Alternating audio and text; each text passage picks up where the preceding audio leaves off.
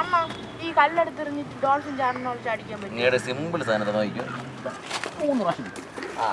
Dolphin മുക്കിനെ അടിച്ചു. ഇത് നല്ല ആമ്പല്. എനിക്ക് ഒരെണ്ണം പറിച്ചു തരുമോ? ഓടി ഈ ആമ്പല് പറിക്കാൻ പറ്റില്ല. ഇതൊരു 10 അടി താഴ്ചയുണ്ട്. ഇറങ്ങിയായിരുന്നവരെ തിരിച്ചു വന്നിട്ട്. സ്നേഹമുള്ളവരാണെങ്കിൽ എനിക്ക് എപ്പോഴേ പറിച്ചു തന്നെ. എനിക്ക് ഇച്ചിരി സ്നേഹം കുറവാണ്. ആമ്പല് പറിച്ചു എന്നുള്ള സ്നേഹമൊന്നും എനിക്ക് പറ്റൂല. അപ്പം ഇതുവരെ കണ്ടത് ഇൻസ്റ്റാഗ്രാമിലും യൂട്യൂബിലും ഒക്കെയുള്ള ഇവരുടെ റിയൽ ലൈഫാണ് കണ്ടത്. ഇനി ഇവരെ കുറിച്ചുള്ള ഇവരുടെ റിയൽ ലൈഫ് കാണാം. എൻ്റെ പേര് സന്ദീപ് SP എന്നാണ് എൻ്റെ ഫുൾ നെയിം. ഇൻസ്റ്റയിലും യൂട്യൂബിലായിരുന്നാലും ആം സൂപ്പർ ഹീറോ എന്നുള്ള പേരിലാണ് ഞാൻ അക്കൗണ്ടിലാണ് വീഡിയോ ഇടുന്നത്. ഇവരാണ് നമ്മളെ കൂടെ ഉള്ള നമ്മളെ ക്യാമറ എഡിറ്റിംഗ് എല്ലാം. ഇതെൻ്റെ വൈഫാണ് മേഘ. ലിറ്റിൽ ടി എന്നുള്ള ചാനലിലാണ് വീഡിയോ ഇടുന്നത്. അവൾ കൂടുതൽ ഡാൻസും കാര്യങ്ങളുമാണ്. ഏറ്റവും പ്രായം കുറഞ്ഞ ആളാണ്. 10 SLC എഴുതുകയാണ്. ആരോമല എങ്ങനെയാ സ്കൂളിലൊക്കെ എങ്ങനെയാണ്? മൈക്കൊണ്ട് ഉറക്കെ പറഞ്ഞു. കുഴപ്പമില്ല. ആർക്കും കുഴപ്പമില്ല. നാണം പറഞ്ഞ എനക്ക് പെണ്ണ് കാണലൊന്നും അല്ലല്ലോ ഇത് ഇവിടെ നടക്കണത്. ഇങ്ങനെ നാണിക്ക് വീഡിയോ ഒക്കെ കാണുമെന്ന് സ്കൂളിലെല്ലാവരും കാണും. വീഡിയോ ടീച്ചേഴ്സൊക്കെ കൊള്ളാം, നല്ല അഭിനയാണെന്ന് പറയും. ഞാൻ ഒരിക്കൽ ജ്യൂസ് കുടിക്കായിരുന്നു. അപ്പോൾ അവിടെ സച്ചിചേട്ടൻ വന്ന്. അപ്പോൾ ഞാൻ ചോദിച്ചു, ചേട്ടാ എനിക്കൊരു റോൾ തരുമോ അഭിനയിക്കാനെന്ന് ചോദിച്ചപ്പോൾ സച്ചിചേട്ടൻ പറഞ്ഞു, ഓ വന്നു ഞാൻ തരാമെന്ന് പറഞ്ഞു. അങ്ങനെ വന്ന് അഭിനയിച്ചതാണ്. അനീഷ് എന്നാണ് പേര്. ആടലോടം ടീമിലൊരു മെമ്പറാണ്. മെഡിസിനൊക്കെ കഴിച്ചിട്ട് ഇപ്പോൾ ഇത് തന്നെയാണ് ഫീൽഡ്. ഇനി നമ്മൾ ഇത്രയും കൂടാതെ 2 ആൾക്കാരും കൂടി ഉണ്ട്. ഒരാൾ ആക്സിഡൻ്റ് ആയിട്ട് കിടക്കുകയാണ്. ഒരാൾ എറണാകുളത്തോട്ട് ഷിഫ്റ്റായി സ്ക്രിപ്റ്റിൻ്റെ പരിപാടിയായിട്ട് പോയിക്കാണ്. സുബിനും ബിജോയ്. നിങ്ങൾ എങ്ങനെ ഇതിൻ്റെ അകത്ത് തുടങ്ങിയതൊക്കെ എങ്ങനെയാണ്? ഈ സമയത്താണ് നമ്മൾ ലോക്ക്ഡൗൺ സമയത്ത് ഇതിനു മുമ്പ് ടിക്ടോക്ക് ചെയ്യുമായിരുന്നു. പക്ഷേ എനിക്ക് അന്ന് നമ്മുടെ ലക്ഷ്യം എന്ന് പറഞ്ഞാൽ ഇതല്ല. എനിക്കൊരു ഗവൺമെൻറ് ജോലി എന്നുള്ളതായിരുന്നു ലക്ഷ്യം. ആ സമയത്ത് ലോക്ക്ഡൗൺ വില്ലനായിട്ട് വന്നു. പിന്നെ പറ്റിയില്ല. പിന്നെ അതിൽ നിന്ന് ഡിപ്രഷൻ സ്റ്റേജിലോട്ടൊക്കെ പോയായിരുന്നു. ഞാൻ അടുത്തിനി എന്ത് ചെയ്യുമെന്നുള്ള. അപ്പോൾ അങ്ങനെ അതിൽ നിന്ന് റിക്കവർ ആവാൻ വേണ്ടിയിട്ട് വീണ്ടും ചെയ്തു തുടങ്ങി. അപ്പോഴും വീണ്ടും ടിക്ടോക്ക് ബാനായി. പിന്നെ വീണ്ടും PSCയിലോട്ട് പയ്യെ പോയി. വീണ്ടും അവർ ക്ലോസ് ചെയ്യും, ഓപ്പൺ ആക്കും. അങ്ങനെ ആയി. പിന്നെ അങ്ങനെ ആയപ്പം പിന്നെ മൊബൈൽ കിട്ടി. പിന്നെ കണ്ടിന്യൂസ് ചെയ്ത് തുടങ്ങി. ഒരു റീച്ച് കിട്ടി. പിന്നെ അതങ്ങ് മെയിൻറ്റെയിൻ ചെയ്ത് പോയി. ഓൾറെഡി ഞാനും അനീഷൊക്കെ നേരത്തെ ടിക്ടോക്കിൽ ഒരുമിച്ച് വീഡിയോ ചെയ്യുന്നുണ്ടായിരുന്നു. ഇവൻ ടിക്ടോക്കിൽ നല്ല ഫെയിമും കാര്യങ്ങളായിരുന്നു. ഓൾറെഡി അവൻ നല്ല ഫേസ് വാല്യൂം കാര്യങ്ങളും ഉണ്ടായിരുന്നു ടിക്ടോക്കിൽ. നമ്മളെല്ലാവരും തൊട്ടടുത്താണ്. ഞാനും ഓൾറെഡി അനീഷ് കൊച്ചിലോട്ടുള്ള ഫ്രണ്ട്സാണ്. പിന്നെ അങ്ങനെ മാത്രമേ ദൂരെ നിന്ന് വരുന്നത്.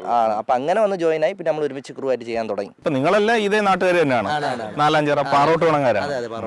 ഈ നാട്ടില് എങ്ങനെയാ? ഇപ്പം നിങ്ങൾ നാട്ടിലെ താരങ്ങളാണോ? നാട്ടിലങ്ങനെ എല്ലാവർക്കും ഇപ്പോൾ അറിയാം. എല്ലാവർക്കും അറിയാം. പിന്നെ അല്ലാണ്ട് മറ്റേ ആദരവ് പറ്റുന്ന രീതിയിലുള്ള കലാവാസനയുള്ള ആൾക്കാർ വളരെ കുറവാണ് ഇവിടെ. നല്ല പ്രായമുള്ളവരൊക്കെ വരും. ഇപ്പോഴാണെങ്കിലും പ്രായമുള്ള ആൾക്കാരൊക്കെ നമ്മൾ തന്നെ ഞെട്ടിപ്പോയി. ഈ പ്രായമുള്ളവരൊക്കെ നമ്മളെ വീഡിയോസ് ഇങ്ങനെ കാണും, ആസ്വദിക്കുന്നുണ്ടോ എന്ന് തോന്നിപ്പോവും. നമ്മുടെ ഒരു ഇതിൻ്റെ കുടുംബശ്രീയുടെയൊക്കെ വീഡിയോ കുറച്ച് വൈറലായിട്ടുണ്ടായിരുന്നു. അപ്പോൾ അതിന് കുറേ ആരാധകരുണ്ടായിരുന്നു. അവർ ഒരുപാട് പേര് വന്ന് പറഞ്ഞിട്ടുണ്ട് ആ വീഡിയോ കൊള്ളാമെന്ന് പറഞ്ഞിട്ട്. ഇപ്പം അതുപോലെ തന്നെ ഈ കണ്ടന്റ് ഒക്കെ ഇടുമ്പം നമുക്ക് ഓരോ വിമർശനങ്ങൾ വരുമല്ലോ സോഷ്യൽ മീഡിയയിൽ. അപ്പം അതിനെയൊക്കെ എങ്ങനെയാ? അപ്പോൾ 100 പേരെയും തൃപ്തിപ്പെടുത്തിക്കൊണ്ട് നമുക്ക് ഒരു കാര്യം ചെയ്യാൻ പറ്റില്ല. ബാക്കി ഒരു 5 പേരോ 6 പേരോ നമുക്കങ്ങനെ ഒരുപാട് വിമർശനങ്ങൾ ഇതുവരെ വന്നിട്ടില്ല. വരുന്നുണ്ടെങ്കിൽ തന്നെ വളരെ കുറച്ചേ വന്നിട്ടുള്ളൂ. ഒരു വീട്ടിൽ നിന്ന് 2 യൂട്യൂബ് ചാനലുണ്ട്. 2 രീതിയിലാണ് പോകുന്നത് അല്ലേ? 2 കണ്ടന്റ് 2 രീതിയിലാണ്. ഞാൻ ഡെയിലി വ്ലോഗ്സ് ആണ് ചെയ്യുന്നത്.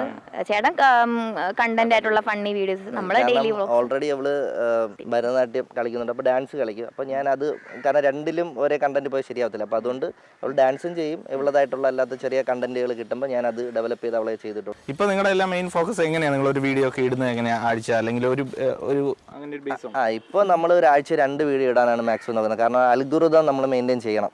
ഇപ്പോൾ ഒരാഴ്ച 2 വീഡിയോ ഇട്ട് അത് നമ്മൾ മെയിൻറ്റെയിൻ ചെയ്ത് പോയാൽ മാത്രമേ ഇൻസ്റ്റാഗ്രാമിൽ നമുക്കൊരു റീച്ച് ഉണ്ടാകത്തുള്ളൂ. ഇവരെ 4 പേരെ ഒരു പക്ഷേ കൂടുതൽ ഈ സോഷ്യൽ മീഡിയ ഒക്കെ ഉപയോഗിക്കുന്നവർക്ക് കൂടുതൽ പരിചയം കാണും. അധികം പരിചയം ഇല്ലാത്ത ആളാണ്. എന്താണ് എങ്ങനെയാണ് ഇവരുടെ കൂട്ടത്തിലേക്ക് എത്തിയത്? നമ്മൾ ടിക്ടോക്ക് വീഡിയോ സ്റ്റാർട്ട് ചെയ്തോട്ടെ പരിചയമായി. സന്ദീപിനെ ഓൾറെഡി എനിക്ക് നേരത്തെ അറിയായിരുന്നു. അപ്പോൾ അങ്ങനെ വീഡിയോഗ്രാഫറായിട്ട് വന്നതല്ല. എനിക്ക് ഇങ്ങനെ വീഡിയോ ചെയ്യണമെന്നും പറഞ്ഞ് അവൻ്റെ വീട്ടിൽ വെച്ച് വീഡിയോ ഷൂട്ട് ചെയ്ത് ആ വീഡിയോ വൈറലായി അന്ന് ടിക്ടോക്കിൽ. പിന്നെയാണ് അനീഷ് ഇവിടെ ഇല്ലായിരുന്നല്ലോ, അത് മധ്യപ്രദേശായിരുന്നു. പിന്നെ അനീഷ് ഇവിടെ നാട്ടിൽ വന്ന ശേഷം പിന്നെ അവരെ വീഡിയോഗ്രാഫറായിട്ട് അങ്ങ് പോയി. അന്ന് എഡിറ്റ് ചെയ്യാനൊന്നും അറിഞ്ഞുകൂടായിരുന്നു. പിന്നെ ഒന്നും അറിയത്തില്ല. നമ്മൾ ബേസിൽ തുടങ്ങിയാണ്. പിന്നെ ഓരോ എക്യുപ്മെന്റ്സ് മേടിച്ച് സ്വന്തമായിട്ടാണ് നമ്മൾ അപ്ഗ്രേഡ് ചെയ്ത് വന്നത്.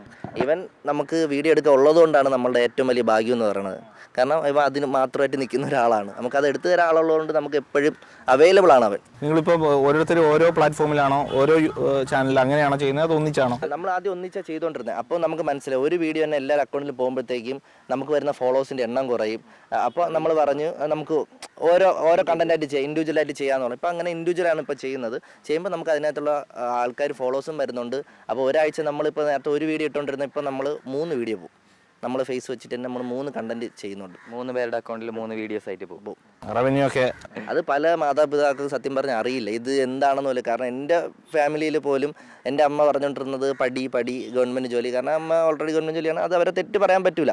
അപ്പോൾ ഇതിൽ നിന്നൊരു വരുമാനം നല്ല രീതി ഉണ്ടായി കാണിച്ചു കൊടുത്തപ്പോഴാണ് അവരും അത് മനസ്സിലാക്കി തുടങ്ങിയത്. ഇപ്പോൾ എന്താ പറയുന്നത്, ഇപ്പോഴും പോലീസിൻ്റെ ലിസ്റ്റിലുള്ളതുകൊണ്ട് പറയും അത് കിട്ടിയാൽ നീ പോകണം എന്നേ പറയുന്നുള്ളൂ. മുമ്പ് നമ്മൾ ജീവിച്ചിരുന്ന ഒരു ലൈഫ് സ്റ്റൈലും കാര്യങ്ങളൊന്നും അല്ല. എല്ലാ രീതിയിലും മാറ്റങ്ങളുണ്ട്, നല്ല മാറ്റങ്ങൾ ഉണ്ടായിട്ടുള്ളൂ, മോശമായിട്ടൊന്നുമല്ല, എല്ലാം നല്ല മാറ്റങ്ങൾ ഉണ്ടായിട്ടുള്ളൂ. അതിപ്പോൾ നമ്മുടെ വരുമാനത്തിൻ്റെ കാര്യത്തിലാണെങ്കിലും അല്ലെങ്കിൽ ലൈഫ് സ്റ്റൈലിൻ്റെ കാര്യത്തിലാണെങ്കിലും എല്ലാ കാര്യത്തിലും മാറ്റങ്ങൾ, നല്ല മാറ്റങ്ങൾ. നമുക്ക് കിട്ടുന്ന ഒരു വരുമാനത്തിൻ്റെ ഒരു പങ്ക് ഓർഫനേജിൽ ഡൊണേറ്റ് ചെയ്യാറുണ്ട്. അപ്പോൾ നിങ്ങൾ ഈ കണ്ടന്റ് ഒക്കെ തയ്യാറാക്കുന്നത് എങ്ങനെ, കൂട്ടായിട്ടാണോ ഒറ്റയ്ക്കാണോ എങ്ങനെയാണ്? അപ്പോൾ ഇപ്പോൾ നമ്മൾ ഇൻഡിവിജ്വൽ ആയതുകൊണ്ട് അപ്പോൾ അവരൊരു കണ്ടന്റ് നമ്മൾ കൊണ്ടുവരും. അപ്പോൾ അവസാനം ഷൂട്ടിൻ്റെ ടൈം ആകുമ്പോഴത്തേക്കും ഒരു ഔട്ട് നമ്മളെ കയ്യിൽ കിട്ടുമല്ലോ, അയാളെ ഇത്രയാണ് ചെയ്യേണ്ടത്. അപ്പോൾ ബാക്കി പെർഫോമൻസിൽ കാര്യങ്ങളിലും ബാക്കി നമ്മൾ ചെയ്തെടുക്കാറാണ് പതിവ്. ഇവരുടെ വീഡിയോയിൽ പോലെ തന്നെ ഇവർ ജീവിതത്തിലും അധികം സീരിയസ് ഒന്നുമല്ല, നല്ല തമാശയൊക്കെ പറയുന്ന സാധാരണക്കാരായ യുവാക്കളാണ്. വി എസ് ബിജുവിനൊപ്പം AK സ്റ്റെഫിൻ, മാതൃഭൂമി ന്യൂസ്, തിരുവനന്തപുരം.